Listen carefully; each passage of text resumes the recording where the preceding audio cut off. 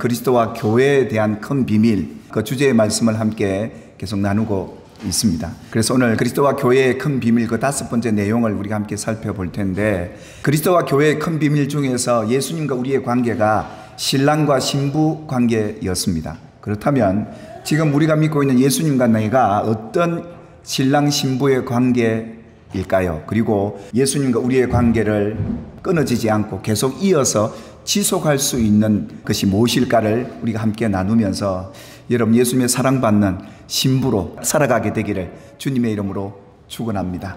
지금까지 우리가 함께 살펴본 이 주제는 예수님의 가르침에서부터 시작이 되었습니다. 마태복음 19장 6절 말씀이죠. 예수님께서 이 말씀을 하시게 된 배경은 그 당시 시대적으로 간음하는 그 죄를 저지르면 아내를 내어버리는 경우가 있었습니다. 그런데 예수님을 시험에 빠뜨리려고 예수님에게 그런 질문하지 않습니까? 아내가 어떤 이유가 있어서 내어버리는 것이 합당합니까? 옳습니까? 라고 예수님에게 질문을 했지 않습니까?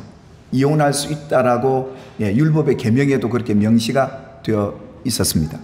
이런 문제를 가지고 예수님에게 찾아와서 둘이 아니고 한 몸이니 이제는 하나님이 짝지어 주신 것을 사람이 나누지 못할 이 관계가 남녀 관계가 아니라 범죄하기 이전에 아담과 하와의 그 관계였기에 그리스도와 교회의 관계라는 큰 비밀을 두고 예수님이 이 말씀을 하셨던 것이었습니다.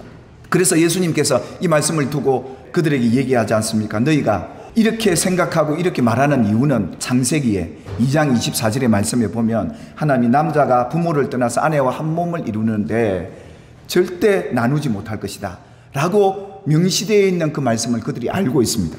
그런데 그들이 성경을 읽는다고 문자적으로 그 성경을 받아들이게 됨으로 인해서 문제가 생겼습니다. 오해가 생겼던 것이죠.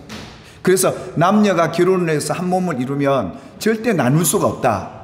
근데 예수님이 뭐라고 얘기하냐면 너희가 사람이 그 부모를 떠나서 아내에게 합하여 둘이 한 몸을 이루는데 이 말씀을 너희가 바로 읽지 못하였느냐라고 예수님이 대질문을 하셨습니다. 이 남자와 여자가 누구였습니까? 범죄하기 전에 아담과 하와였습니다. 그때는 한 몸이었습니다. 왜요? 남자의 몸에서 여자가 나왔으니까요. 그러니까 여자의 죄가 남자로 옮겨갈 수 있었던, 서로 죄를 주고받을 수 있는 관계는 오직 지난주에 함께 나누었던 것처럼 아담과 하와가 범죄하기 이전의 남녀의 관계였습니다. 부부의 관계였습니다. 그런데 그들은 뭡니까? 지금의 남녀들이 결혼을 해서 이 얘기를 두고 그들은 이렇게만 받아들일 수밖에 없었던 성경에 대한 오해였던 겁니다.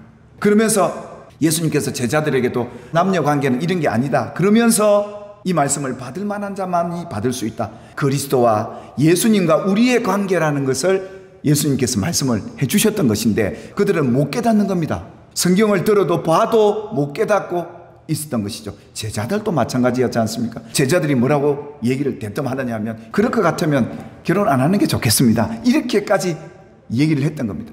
이제는 더 이상 여러분에게 이게 비밀이 아니라 여러분의 것이 되고 이 진리 안에서 더욱더 주님의 사랑을 많이 경험하고 누리고 살아가는 저와 여러분이 되기를 주님의 이름으로 축복합니다. 그래서 이 비밀이 참 크도다. 이것은 남녀 관계, 신랑 신부의 관계가 아니라 그리스도 예수님과 성도와의 관계임을 너희가 알지 못하느냐. 이것이 바로 큰 비밀이라 그렇게 우리에게 알려주었던 사실이었죠.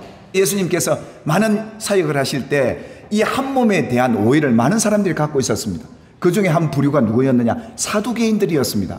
이 사두개인들은 어떤 교리를 갖고 있느냐 하면 눈에 보이는 것만 존재한다.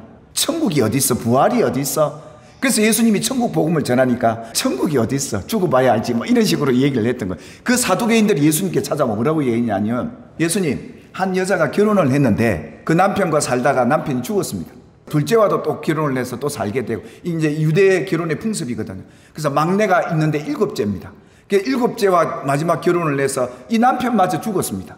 아내도 죽었습니다.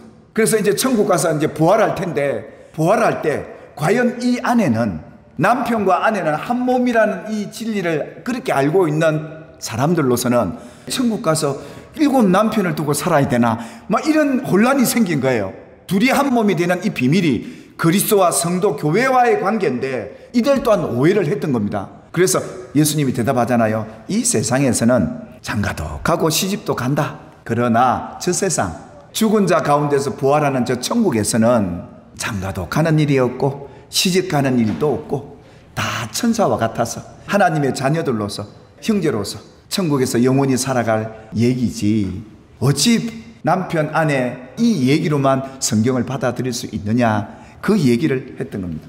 그래서 예수님께서 성경도 제대로 모르느냐, 여러분 성경은 알면 알수록 보이지 않는 천국이 보이고 보이지 않는 하나님이 믿어지고 예수님과 나와의 이 비밀스러운 관계가 깨달아지고, 그래서 예수님 한 분만으로 만족이 되는 거예요. 이게 진짜 성경을 아는, 성경을 제대로 읽고 깨달은 성도들, 그래서 하나님의 능력이 무엇인지를 바로 깨닫는 이런 성도들이 저와 여러분이 되기를 주님의 이름으로 축복합니다. 여러분 잘 아는 마리아의 남편 요셉, 예수님의 육신의 아버지죠. 예수님이 육신으로 오셔서 가장 먼저 신랑 신부 된 관계가 바로 이 요셉과 예수님의 관계 아니겠습니까? 과연 이들은 어떤 관계였을까? 그리고 이 관계를 어떻게 이어갈 수 있을까? 이것을 우리 성경에서 우리에게 해답을 줄 수 있는 본문이 바로 오늘 예수님의 성탄의 메시지 속에 들어있는데요. 이 마리아와 요셉이 약혼하고 동거하기 전에 예수님의 잉태 소식이 천사를 통해 들려지게 됩니다. 그러니까 예수님이 마리아의 태중에 올 때 마리아와 요셉은 결혼하여 동침하기 전이었습니다. 그런데 이 요셉이 어려운 사람이었어요. 천사가 나타나서 요셉에게, 요셉아 내게 아들이 있을 것이다.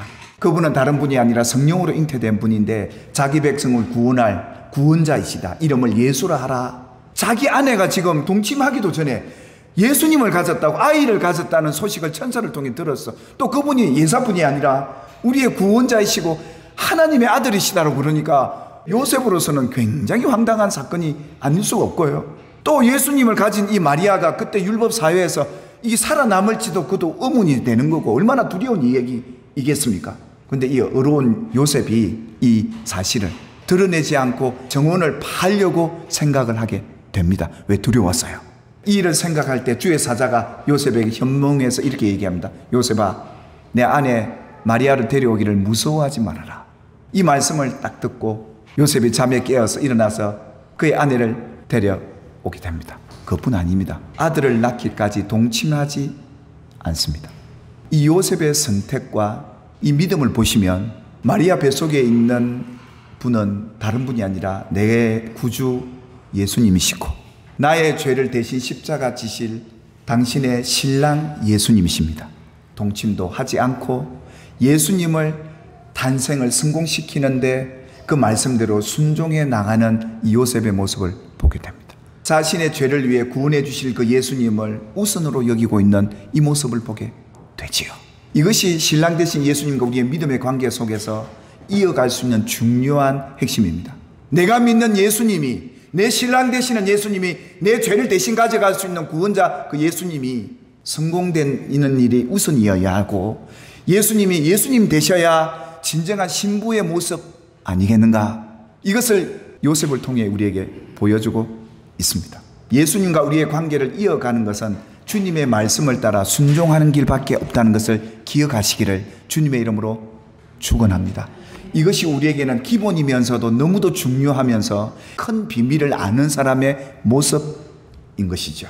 그래서 오늘 이 요셉은 자기 앞에 어떤 불이익이 와도 나는 예수님을 먼저 생각하고, 아멘, 그 예수님의 영광이 내 영광으로 여기고 사는 이 성도야말로 예수님의 영광이 요셉의 영광이 될 것이고, 예수님은 볼 때 네가 정말 나의 신부다 라고 인정받을 그 믿음의 사람 요셉이 오늘 성경에 이렇게 등장하고 있었던 겁니다. 그래서 주님과 우리의 관계는 어떻게 할 수 있느냐? 가족, 이웃들과의 내 관계를 보면서 주님과 나의 관계가 그대로 투영되는 것이 오늘 이 비밀을 아는 성도들의 삶의 모습이더라 이겁니다. 그래서요, 우리 하나님 말씀에 불순종하고 살면, 가장 가까이에 있는 이웃들부터 사랑하고 존중하지 못하고 살면 문제가 생기죠. 요한 3서에 하나님의 간절한 바람은 이거예요. 사랑하는 자여, 내 영혼이 잘된 같이 범사가 잘되고 강건하기를 내가 원하노라 이러지 않습니까? 이 사랑받는 신부의 세 가지 특별한 은혜는 뭐냐? 영혼이 잘된답니다. 영혼이 평안하다 이 말입니다. 영혼이 기쁘다 이 말입니다. 범사가 잘된답니다. 그뿐이겠습니까? 육체의 건강도, 정신의 건강도 바로 사랑받는 성도들에게 나타나는 표징이에요. 결국은 예수님과 우리의 관계가 원천적으로 잘못되면 영혼이 늘 근심, 걱정, 세상 살맛 안 나고 우울해지고, 주님과 내 관계가 잘못됐구나, 이걸 바로 잡으라는 거예요. 어떻게 해요? 주님이 말씀하셨잖아. 내 아내를 내 몸과 같이 사랑하고 있느냐? 내 이웃을 내 몸과 같이 사랑하고 그 이웃을 존중하고 살아가고 있느냐? 그래야 내 영혼이 잘 되고 범사도 잘 되고 강건할 텐데, 그 주님과 우리가 잘 지내고 소통이 된다는 말은 그 속에 가로막는 죄가 없는 거예요. 불순종이 없는 거예요. 그러니까 잘 될 수밖에요. 사랑하는 여러분, 우리는 더 사랑하고 존중함으로 주님의 몸된 교회를 더 건강하게 만들어가고 우리의 영혼들이 잘 되고 우리 교회 범사가 잘 되고 우리 성도들의 삶에 영육이 강건한 복을 받아 누리는 예수님의 신부들로 살아가게 되기를 주님의 이름으로 축복합니다.